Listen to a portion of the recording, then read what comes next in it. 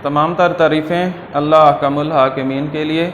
इसके बाद अनगिनत और लातादाद दुरूद व सलाम ख़ातमुन नबिय्यीन हज़रत मोहम्मद सल्लल्लाहु ताला अलैहि वसल्लम के ऊपर। स्टूडेंट्स, आज से हमने 9 क्लास चैप्टर 1 से हमने स्टार्ट लेना है बेटा। तो इसका सबसे पहले आपको इंट्रोडक्शन बता दूँ। आपकी जो 9 क्लास की जो सिलेबस में बुक शामिल है उसमें इसका पेज नंबर जो 2 है उसके ऊपर इंट्रोडक्शन दिया हुआ है कि ये जो है इंग्लिश का जो है ना, मतलब यूरोप का एक टीचर था, उसने जो है ना ये 1858 में थ्योरी ऑफ मैट्रिक्स पेश की। ठीक है, ये आपने ज़हन नशीन रखना है कि इंग्लिश का टीचर था जिसका नाम था आर्थर कैले। आर्थर कैले उस साइंसदान का नाम था और उसने 1858 के अंदर जो है ना 1858 के अंदर उसने ये मैट्रिक्स की थ्योरी पेश की। ठीक है, और ये मैट्रिक्स जो है ये तमाम अलूम की बुनियाद है। अगर हम इसकी तारीफ की तरफ जाएं, इसकी जो डेफिनेशंस है वो आपको दी हुई है। Matrix a rectangular array are a formation of a collection of a real number से 0, 1, 2, 3, 4 एंड 7 सच एज 1, 3, 4। ये आपको पेज नंबर 2 पे मिल जाएगी।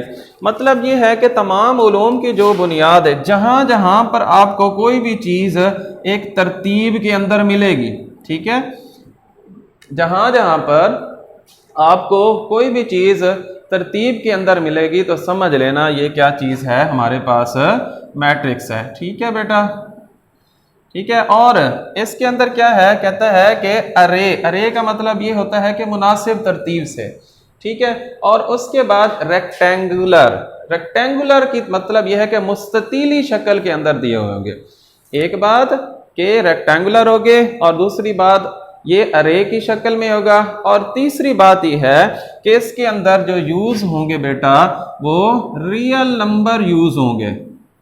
अब रियल नंबर कौन से होंगे? 0 होगा, 1 होगा, 2 होगा, 3 होगा, 4 होगा और 5 होगा बेटा। इस तरह से जो डिजिट होंगे। ठीक है, अब बात रह गई है क्या कि इसको हमने जब इस तरह से लिखना है उस वक्त क्या कहना है, जब हमने इस तरह से लिखना है उस वक्त क्या कहना है। ठीक है, तो ये जो देखें ये आपको दिया हुआ है, ये और ये, इसमें जो आ जाता है रोज किसको कहते हैं और कॉलम किसको कहते हैं। तो बेटा जो इस तरह से आपको जो इसके अंदर डिजिट्स दिए हुए होंगे बेटा उनको हमने रोज कहना है, और फॉर एग्जाम्पल ये R1 है बेटा और ये R2 है, और उसके बाद बेटा ये जो है आपके पास C1 और ये है आपके पास C2 और ये है बेटा आपके पास C3।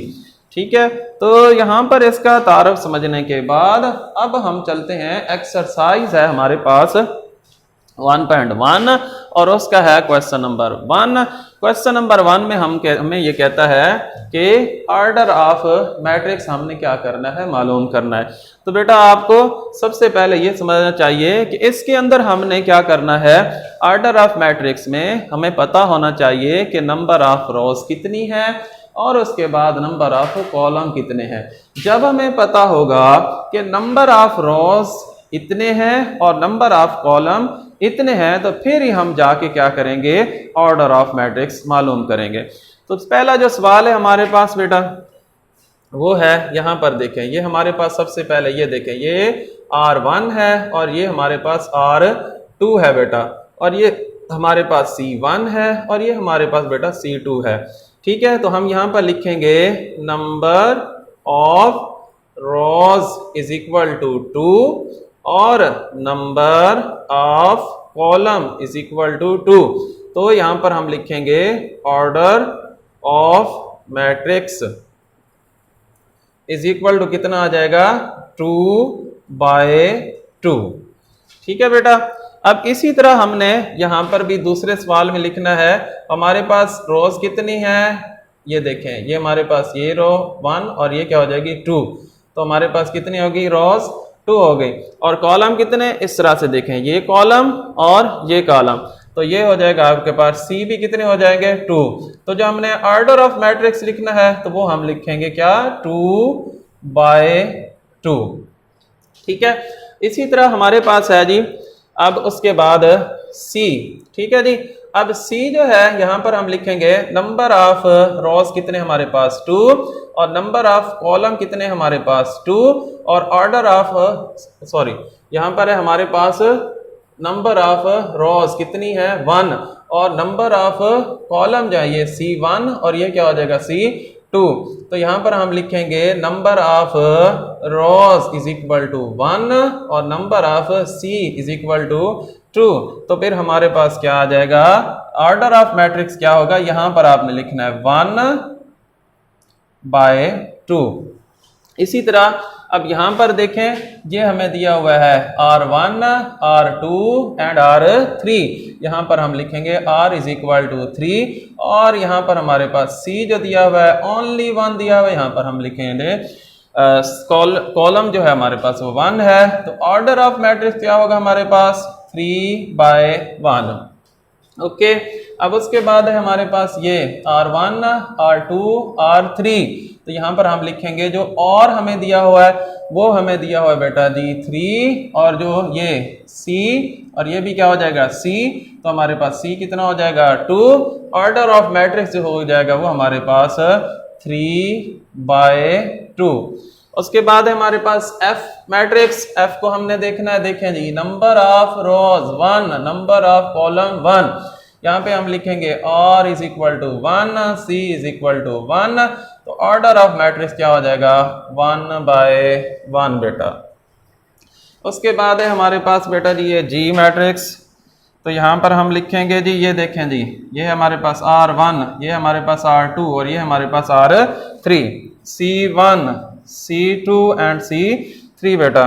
तो यहाँ पर हमने लिखना है number of rows is equal to 3, number of column is equal to 3 और हमारे पास ऑर्डर ऑफ मैट्रिक्स क्या आ जाएगा 3/3। उसके बाद है ये क्वेश्चन नंबर 1 का लास्ट क्वेश्चन है जो हमारे पास, वो है हमारे पास बेटा H मैट्रिक्स। तो यहाँ पर हम लिखेंगे, ये देखें जी R1 और ये हमारे पास R2, C1, C2 and C3। तो नंबर ऑफ रोज जो है वो हमारे पास हैं जी 2 और नंबर ऑफ कॉलम जो है वो हमारे पास हैं जी 3। तो ऑर्डर ऑफ मैट्रिक्स हम लिखेंगे क्या 2/3। तो ये हमारे पास था बेटा जी क्वेश्चन नंबर 1 का। इसमें हमने सबसे पहले जो देखना होता है वो हमने रोज को देखना होता है और उसके बाद जो क्वेश्चन इसके बाद हमने देखना होता है कॉलम को। ठीक है जी। तो जब हमने ऑर्डर ऑफ मैट्रिक्स लिखना होता है तो फिर उसमें हम क्या करते हैं कि हम लिखते हैं 2/2 हो, मतलब पहले हमने किसको रखना होता है रोज को और बाय के बाद हमारे पास आता है कॉलम। तो ये हमारे पास क्वेश्चन नंबर 1, इसको आपने देख लेना है। अगर इसमें से कोई चीज़ समझ नहीं आई है तो वो हमें कमेंट्स में बताना है ताकि हम अगली वीडियो में आपको या कमेंट्स के साथ ही मैं जब आप करेंगे तो वहीं पर आपको रिप्लाई करके आपको बता दूंगा। उसके बाद हम देखते हैं जी क्वेश्चन नंबर जो है इसका 2 को इतना इंपॉर्टेंट नहीं है क्वेश्चन नंबर, तो हमने करना है अब क्वेश्चन नंबर 3 ताकि हमारी जो एक्सरसाइज है वो हो जाए कंप्लीट जी। तो ये हमारे पास है जी क्वेश्चन नंबर 3 है। क्वेश्चन नंबर 3 को देखेंगे आप। क्वेश्चन नंबर 3 है हमारे पास, यहाँ से हम रेज करेंगे जी। क्वेश्चन नंबर 3 आ जाएगा जी A + C, उसके बाद है जी A + 2B, उसके बाद है जी C - 1, उसके बाद है जी 4D - 6। अब ये इक्वल है और 0 - 7, 3 और उसके बाद है 2। एग्जाम्स के हवाले से ये सवाल जो है ये बहुत ही अहम सवाल है, इसको आपने देख लेना है, बड़े ही अच्छे अंदाज से इसको समझना है। अब ये देखें A + C is equal to 0 है, A + 2B is equal to -7 है, C - 1 इज इक्वल टू 3 है और 4D - 6 is equal to 2D है। तो आपने सबसे पहले ये लिख लेना है A + C is equal to 0, ये है। उसके बाद है जी ये इक्वेशन 1 हो जाएगी। उसके बाद C - 1 आपके पास है जनाब, बल्कि ये कर लें पहले जो है हमारे पास A plus 2b is equal to -7, उसके बाद c -1 है हमारे पास 3 के, उसके बाद है जी हमारे पास 4d -6 इज इक्वल टू 3 है, और 4d -6 इज इक्वल टू है 2d के। ठीक है, अब ये इक्वेशन 2 हो जाएगी और ये इक्वेशन 3 हो जाएगी और ये हमारे पास हो जाएगी इक्वेशन 4 के। ठीक है, अब यहाँ से हमने सबसे पहले क्या करना है, ये हमारे पास जो सबसे पहले इजीली हमें अवेलेबल है, तो हम क्या करेंगे, लिखेंगे बाय